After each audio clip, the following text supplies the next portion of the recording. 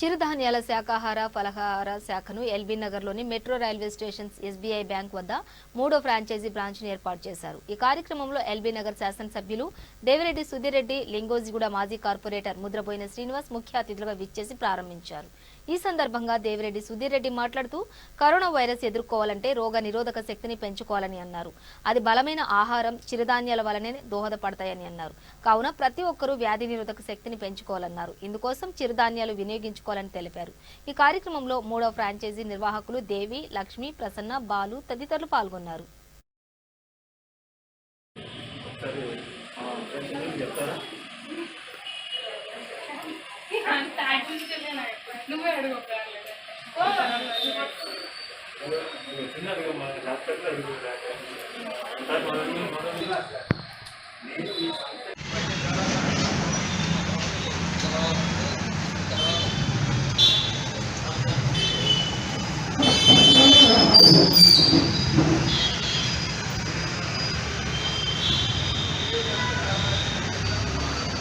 బాగా వచ్చినట్టు ముట్లో కదా బాగా వచ్చినట్టు ముట్లో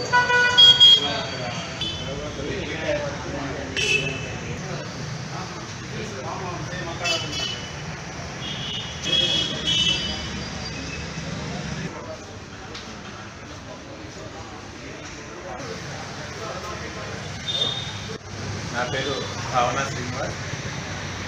మొదటి ముద్ద చిరుధాన్యాల ఫలహారశాల వ్యవస్థాపక చైర్మన్. మొదటి ముద్ద యొక్క ఉద్దేశం ఆరోగ్యకరమైనటువంటి ఆహారాన్ని రుచితో పాటు అందించాలనేటువంటిదే మొదటి ముద్ద యొక్క లక్ష్యం. ఇవాళ ఎవరు చూసినా కానీ వాళ్ళందరి సలహా సంప్రదింపులతోటి ఈ చిరుధాన్యాల ఫలహారశాలను 6 సంవత్సరాల క్రితం ప్రారంభించడం. మరి మొదటి ముద్ద పేరు ఏంటి తెలియదు. మొదటి ముద్ద పేరు మీకు వచ్చేమో ఎందుకంటే ఇట్లానే మీలాంటి మిత్రులతో డిస్కస్ చేస్తున్నటువంటి సమయంలో దొరికినటువంటి ఒక పదం ఆ మొదటి ముద్ద దాని అర్థం ఏంటి అని అంటే తల్లి తన బిడ్డకి 6 నెలల ప్రాయంలో చేసేటువంటి అన్నప్రాసన సమయంలో అందించేటువంటి తొలి ముద్దలో ఉండేటువంటి ఆప్యాయత, అనురాగము, ఆరోగ్యము, రుచి ఏవైతే ఉంటాయో వాటన్నిటినీ మొదటి బాగా అందించాలనేటువంటి ఆలోచన భాగంగా ఆచరణ సాధ్యం అవుతుందా కాదా 100% ఎకో ఫ్రెండ్లీ అని కూడా అంటున్నాము. కస్టమర్ మెంటాలిటీ ఏ విధంగా ఉంటుందో ఈ తెలియని పరిస్థితుల్లో వీటన్నింటినీ కూడా మేము ఒక సవాల్గా స్వీకరించి ఫస్ట్ టైం మొదటి ముద్ద స్టార్ట్ చేసినప్పుడు కాన్సెప్ట్ చాలా బాగుంది. ప్రజల ఆరోగ్యం కోసం ఒక వినూత్నమైన ఆలోచన చేయడం నిజంగా శ్రీనివాస్కి చెందింది. ఎందుకంటే ప్రస్తుతము మనం తింటున్న ఆహారము, మన పిల్లలు వాళ్ళు తింటున్న ఆహారము చూసుకుంటే చాలా అనారోగ్యకరమైన ఆహారం మనం తింటాము. పాత పద్ధతులన్నీ మర్చిపోయాం. కొత్త పద్ధతులతో వినూత్నమైన ఆలోచనలతోటి రోజు మనం తినే ఆహారంలో అనేక రకాల మార్పులకు వచ్చి ఈ దశకు చేరుకున్నాం. ఇప్పుడు తినే ఆహారం చాలా అంత ఆరోగ్యకరమైన ఆహారం కాదు. కావున పాత తరాన్ని ఆహారాన్ని కొత్త తర జనరేషన్ కలిగాలన్న ఆలోచన శ్రీనివాస్ రావడం చాలా సంతోషకరమైన విషయం. ఎందుకంటే ముఖ్యంగా మనం రోజు రైస్ తింటాం. రైస్ కూడా మంచిదే, కాకపోతే ఏంటంటే 100% పాలిష్ చేస్తారు కాబట్టి ఆ పాలిష్లో ఉన్న పోషకాలన్నీ కూడా కొట్టుకుపోతాయి. కాబట్టి కేవలం బట్టి బియ్యం గింజ మిగులుతుంది. కాబట్టి ఆ బియ్యం గింజలు తినడం వల్ల ప్రతి ఒక్క ఆహారం షుగర్గా కన్వర్ట్ అవుతుంది.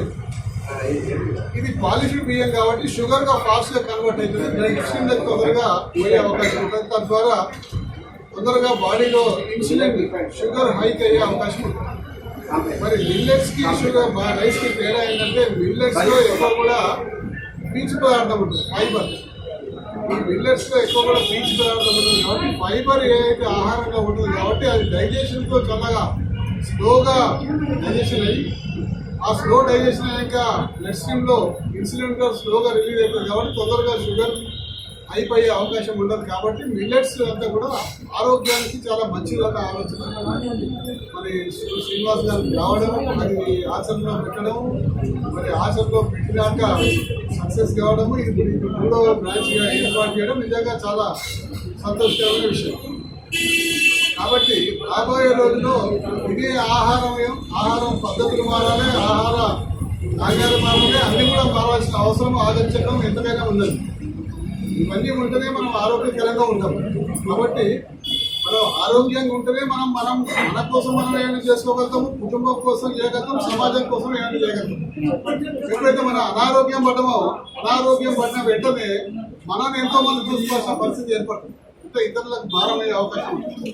కాబట్టి సాధ్యమైనంత వరకు ఆరోగ్యకరమైన జీవన శైలి ఉండాలంటే మరి ఈరోజు మొదటి ముద్ద ఆహారాన్ని తినండి, మీ ఆరోగ్యాన్ని కాపాడుకోండి అనేది నాకు మొత్తం వాళ్ళు కనిపిస్తున్న స్లోగన్.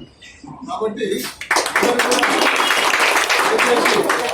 దయచేసి మొదటి ముద్ద చేస్తున్న ప్రయోగాలని మీరు ఒకసారి గమనించండి. ఇది ప్రజల ఆరోగ్యం మేలు కోసం చేసిన ప్రయోగం కాబట్టి మీరు ఆహ్వానించండి.